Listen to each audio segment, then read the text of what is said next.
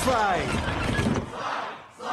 Oh no! What would you sacrifice if it meant receiving your deepest wish? That's the terrifying question Gwi-Ma asks. He preys on human weakness, twisting desperate desires until his victims feel there's no escape, and once they give in, they sacrifice the very thing that makes them human for a shot at happiness in return for eternal servitude. It's no surprise that the demon lord targets the weak, the lonely, the oppressed. Negative emotions make someone easy to manipulate, as we saw with Jinu. He abandoned his family in exchange for a life inside the palace walls. When busking failed to free him from poverty, Gwi-Ma made sure the palace discovered his voice. For Jinu, it seemed like a dream come true, until Gwi-Ma claimed his soul. That selfish choice turned him into a servant for 4 centuries. A lose-lose deal, and that raises a haunting question. If Jinu was once human, then maybe the other Saja boys were too. They look human enough, which means at some point, each of them must have been desperate enough to make a deal. What pushed them to that point? Let's break it down. Number 1, Mystery's identity. Out of all the Saja boys, Mystery is the hardest to pin down. His stage persona is exactly what his name suggests, a blank slate. Hair covers his entire face, hiding every feature. He never reveals what he looks like, never offers fans a single clue. Even Zoe, who calls him her type, gives us nothing to work with. And maybe that's the point. What if Mystery no longer has a real identity? If Gwi-Ma only strikes deals with people at their lowest, then Mystery might have been on the run, escaping enemies or crimes from his past. Maybe he gave up his name, his face, his entire sense of self in exchange for safety and anonymity, his alias, his hidden appearance. It's all that's left. Now, there's no trace of the man he used to be, just a walking question mark.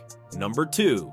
Abby's compassion. Abby's different. He's talkative, snarky, and sticks close to Jinu at all times. He's practically the second in command. But here's what stands out. His entire personality revolves around his looks. His name even comes from his abs. He's broad, muscular, designed to stand out from the rest. He uses his appearance to seduce humans, to gain more fans, to keep attention on himself. That obsession hints at deep insecurity. Maybe in life, Abby didn't look like this. Maybe he felt small, unremarkable, unable to protect himself or the people he loved. So he struck a deal, give up compassion, gain beauty and strength. Now he has the body he always wanted, but no empathy left inside. That trade-off would explain why he's vain, shallow, and completely unfazed by killing humans for Gwi-Ma. Number 3, Romance's lost love. Romance is a strange case. His entire brand is love, his soft voice, his stage name, his aura of passion, but the movie barely develops him. Why? Maybe his deal explains it. Imagine someone who longed for connection, who tried again and again to find love only to be left heartbroken.